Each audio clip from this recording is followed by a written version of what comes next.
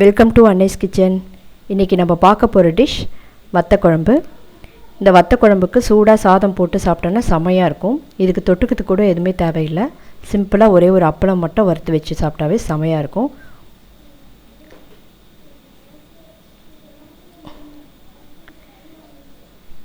எவ்வளோ நல்லா வந்திருக்கு பாருங்கள்.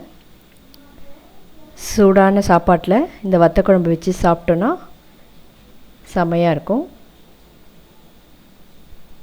வாங்க இதை பார்க்குறதுக்கு நம்ம வீடியோக்குள்ளே போகலாம்.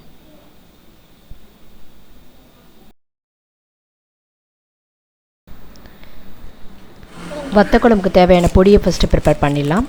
கடலைப்பருப்பு ஒரு கையை கொஞ்சமாக எடுத்துக்கணும்.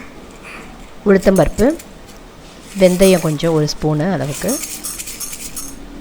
கொஞ்சமாக மிளகுத்தூள், இது எல்லாத்தையும் சேர்த்து நல்லா வறுத்து எடுத்துக்கலாம்.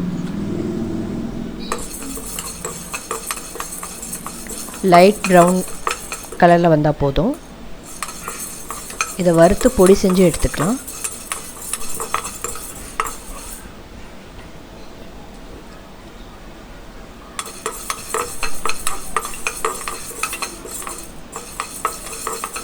நல்லா வறுத்து எடுத்தாச்சு. இப்போ ஒரு பேனில் நல்லெண்ணெய் தான் யூஸ் பண்ணணும். இதுக்கு ஒரு நல்லெண்ணெய் வந்து ஒரு பெரிய கரண்டி அளவுக்கு நான் எடுத்திருக்கேன்.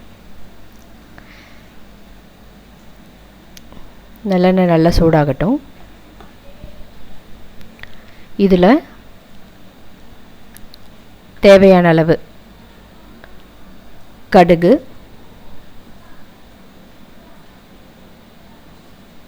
கடுகு போட்டுக்கலாம். கொஞ்சமாக ஒரு ஸ்பூன் அளவுக்கு வெந்தயம். இது நல்லா பொரிஞ்சு வரட்டும். இதில் 2 வரமிளகா எடுத்து வச்சுருக்கேன். காஞ்ச மிளகா விதையை எடுத்து வச்சுருக்கேன். 20 பல்லுக்கு பூண்டு, ஒரு 25 சின்ன வெங்காயம் உரித்து ரெடியாக எடுத்து வச்சுருக்கோம்.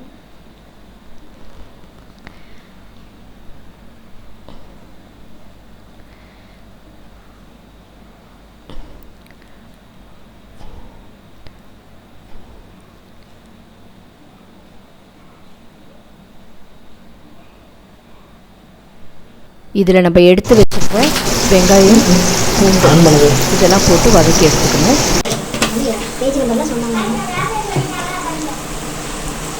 ரொம்ப செவக்க வதக்கணுன்றது அவசியம் கிடையாது.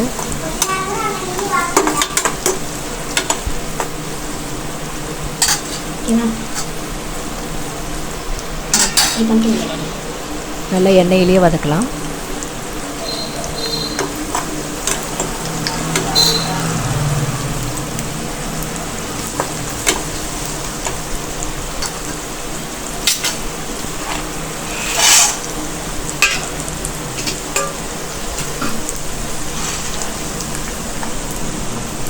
இது கடையில் வாங்கின சுண்டக்காய் தான். இதுலேயே உப்பு இருக்கும். அதனால தான் நான் வெங்காயத்துலேயும் வந்து உப்பு ஆட் பண்ணலை. இதை போட்டு வதக்கும் போது வெங்காயம் வதங்கிடும்.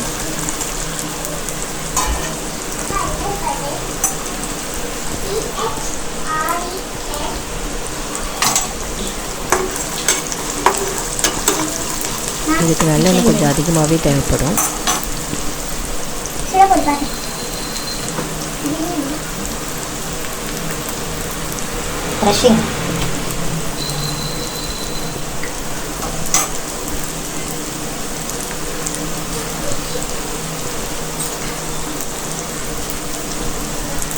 போதும், இந்த அளவுக்கு வதங்கினா போதும். இதில் வந்து 1/4 ஸ்பூன் மஞ்சள்தூள் மட்டும் ஆட் பண்ணிக்கிறேன்.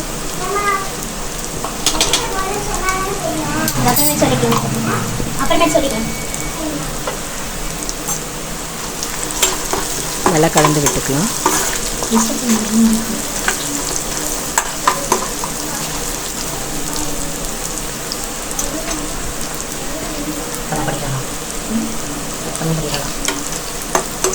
கொஞ்சம் லைட்டாக வதக்கிக்கலாம். இதை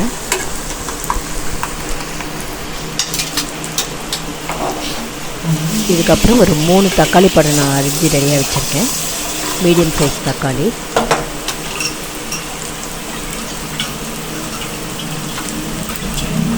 அதை இது கூட ஆட் பண்ணுறோம்.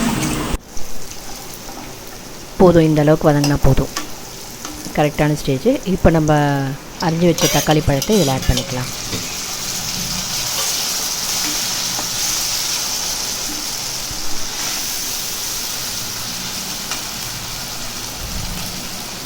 தக்காளி பழம்லாம் நல்லா வதங்கணும்.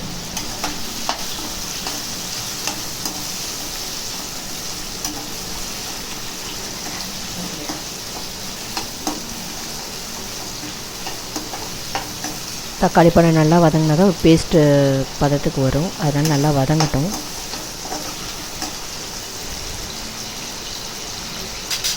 கொஞ்ச நேரம் ஆகட்டும். ஓரளவுக்கு வதங்கியிருக்கு.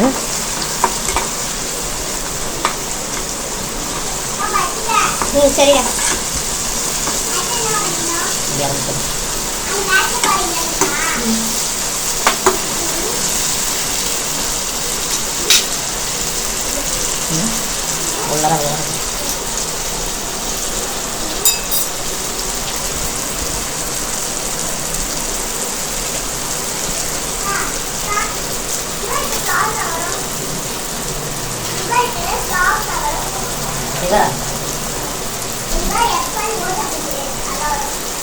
பூண்டு, வெங்காயம், தக்காளி இதுலேயே வெந்துடும்.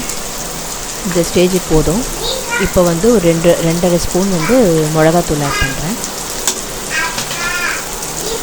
அதுக்கப்புறம் 1 ஸ்பூன் அளவு ஜீரகத்தூள் ஆட் பண்ணிக்கலாம்.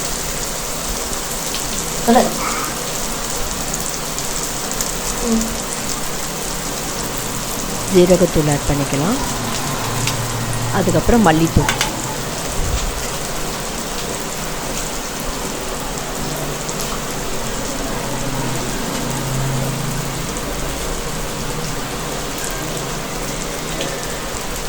இது கூட மல்லித்தூளும் ஆட் பண்ணிக்கிறேன்.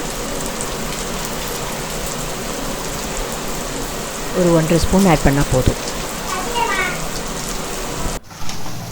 நல்லா கிளறி விட்டுக்கலாம். ஜீரகத்தூளும் மல்லித்தூளும் ஒரே அளவுக்கு ஆட் பண்ணிக்கலாம்.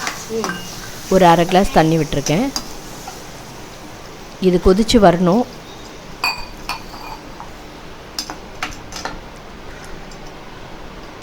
இந்த ஸ்டேஜில் உப்பு கொஞ்சம் செக் பண்ணிக்கலாம். நம்ம சுண்டைக்காயில் இருக்கிற உப்பு இன்னும் குடம்புல ஊறி வரும். அதனால் மோஸ்ட்லி தேவைப்படாது.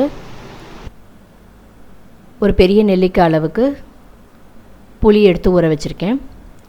அடிக்கடி இந்த பாத்திரத்தை மூடி போட்டு கொதிக்க வச்சா நல்லாயிருக்கும். பாருங்கள், நல்லா சுண்டி வந்திருக்கு. இந்த ஸ்டேஜில் வந்து நம்ம புளி கரைச்சி வச்ச புளியை வந்து இதில் ஊற்றிடலாம்.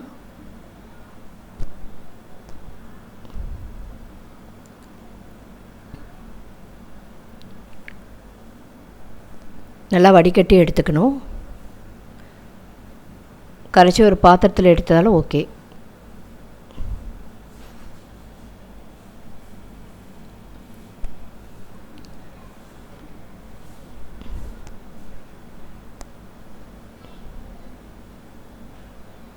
இப்போ எண்ணெய் நல்லா பிரிஞ்சு வருது. இந்த புளி ஊற்றிருக்கோம் இல்லையா, இதுவும் நல்லா கொதிக்கணும். கிளறி விட்டுக்கலாம்.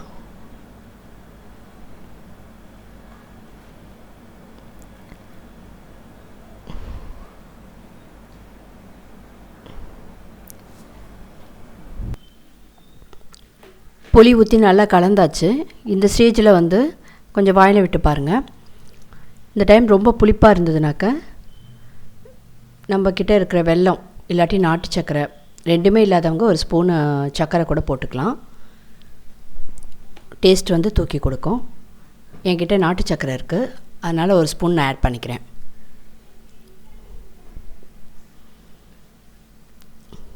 நல்லா கலந்து விட்டாச்சு. நல்லா கொதிக்கிட்டோம். இது முடியல. இனிமேல் செட் பண்ணுங்க. இப்போ நம்ம திறந்துடலாம். வாவ், சூப்பரா வந்திருக்கு. பொடி பொடியா கொதிக்குது.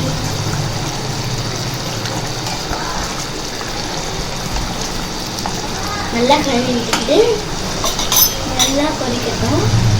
அப்புறமே பவுடர், நம்ம அரைச்சி வச்ச பவுடர் போட்டுக்கலாம்.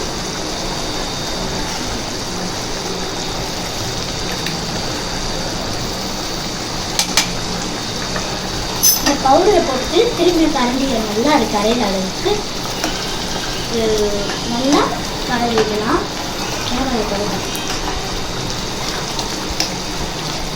கலரிக்கிட்டு அந்த ஓரத்தில் ஏதாச்சும் ஒட்டிக்கிட்டு இருக்கும், அதெல்லாம் நீங்கள் வச்சு எடுத்துக்கலாம்.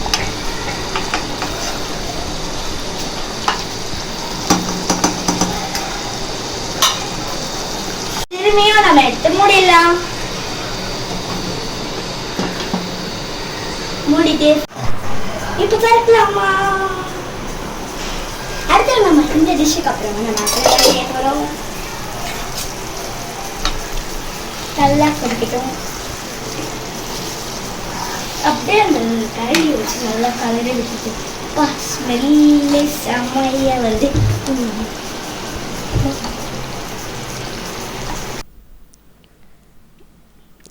நம்ம டிஷ்ஷு சூப்பராக வந்திருக்கோன்னு நினைக்கிறேன். பாருங்கள், எண்ணெய்லாம் பிரிஞ்சு வந்திருக்கு. அந்த பொடி போட்டால் நல்லா திக்காயிடும். சுவையான வத்தக்குழம்பு ரெடி. இது சூடாக சாதத்தில் வச்சு அப்பளம் வச்சு சாப்பிட்டிங்கன்னா செமையாக இருக்கும். இந்த டிஷ் உங்களுக்கு பிடிச்சிருந்ததுனாக்க மறக்காமல் இந்த சேனலை சப்ஸ்கிரைப் பண்ணுங்கள், லைக் பண்ணுங்கள், கமெண்ட்ஸ் பண்ணுங்கள், பெல் ஐக்கானும் ப்ரெஸ் பண்ணுங்கள்.